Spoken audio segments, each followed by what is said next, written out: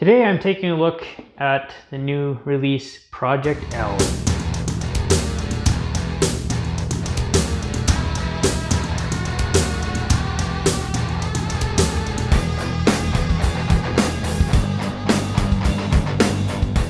Hello everyone, my name is Jeff and welcome back to Meeple Musings. Today I am taking a look at Project L, which is a game that was just released retail here recently. It's been out, a Kickstarter version has been out and available for quite some time, but it has just only come to retail now. This version is slightly different than the Kickstarter version from what I'm told, but I don't know exactly what the differences are. This game plays 1 to 4 players. It says 30 minutes, which is about right actually. Suggests ages 8 and up. And I can confirm that I played with my 7-year-old and it went well, so I would say that's pretty accurate. Let's take a look at how the game plays and I'll give you my thoughts. Okay, so in Project L, we are trying to complete these polynomial puzzles in order to get points for them at the end of the game, as well as engine build by receiving new puzzle pieces that we can use for future puzzles. So we start the game here with 2 pieces, this little 1x2 and the 1x1. And the beauty about this game is it is extremely simple to explain, and you can get playing quite fast. So you get 3 actions on your turn. One of them can be take a new puzzle. So we have white puzzles and black puzzles. The black puzzles are a little trickier. They require more pieces, but they're worth more points. This is the end game trigger as well. When the stack runs out, it's going to trigger the end of the game. Depending on your player count, you'll put a certain amount of puzzle pieces in the black pile.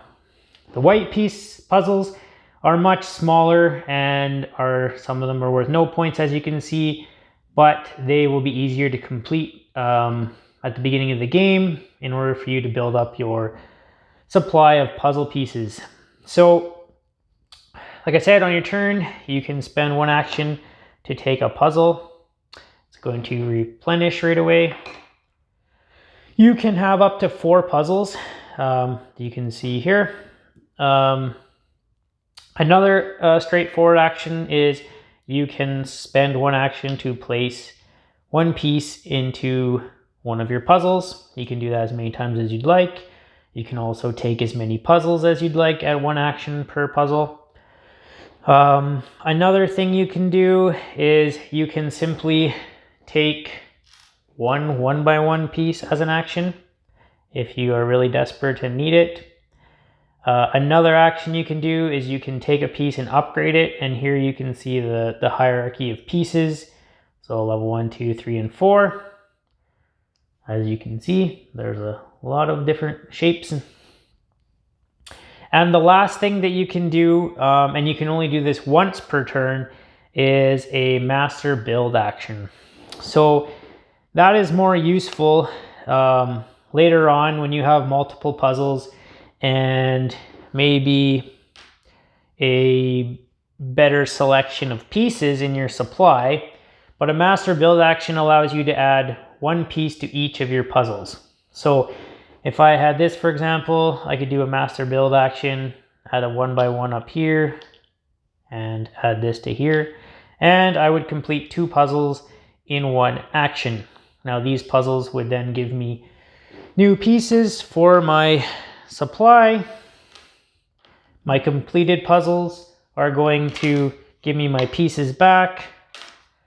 Then these will flip over for endgame scoring. And as you can see, your supply of pieces is going to gradually get bigger and bigger as you complete all these different puzzles that reward you with new pieces. So eventually you're going to keep doing this until this pile runs out. Then you're going to add up all the points you have on your tiles. These ones are 0, but you'll still put them here because the tie break is whoever completed the most puzzles. Okay, so my thoughts on Project L. I actually quite enjoy this game. Although it is extremely simple, to teach and rules wise. It is very satisfying to engine build and get more and more pieces to complete more puzzles. The components are fantastic. These pieces are a very high quality plastic, almost like the tiles in Azul, but there's all the different shapes and they're very vibrant. The puzzle pieces themselves are nice dual layers, so these pieces satisfyingly slide in here, and it's very, very nice. The thing I like about this is you're trying to balance when to start going for these big black backed tiles that give you the most points. They trigger the end of the game, and they take a lot, like you need a lot of pieces to fill them up. So you kind of need to build up your pieces and then start going for the big points ones. Because once the end of the game triggers, you find it tough to fill in all the big points ones you took, potentially. You do have the option to do finishing touches after the game is over, where you can add as many pieces as you'd like to your incomplete puzzles, but you suffer -1 point per piece you add. So that can be worth it, but not always. Yeah, overall, I'm really enjoying this game. I've only played it at 2 players, but I don't really think it would be very different with more. You would just have more people going for the puzzle, so you might have the one you really wanted more likely to be taken, I guess, with more players. But other than that, I would highly recommend this game. There is an expansion that was on Kickstarter. It's not available retail, so the only way to get it was through the Kickstarter. So now I have to wait and see if they do another Kickstarter in the future, maybe for a new expansion if I want to get that. That expansion seems to make the game a lot thinkier, and it gives you bonuses for doing specific things in a round that might not be your most optimal choice, but you can get extra actions if you do that. So I wouldn't mind trying that, but overall, this game, base game itself, retail version, it's fun, it's quick, and yeah, I recommend it as a nice filler game. Thanks for watching.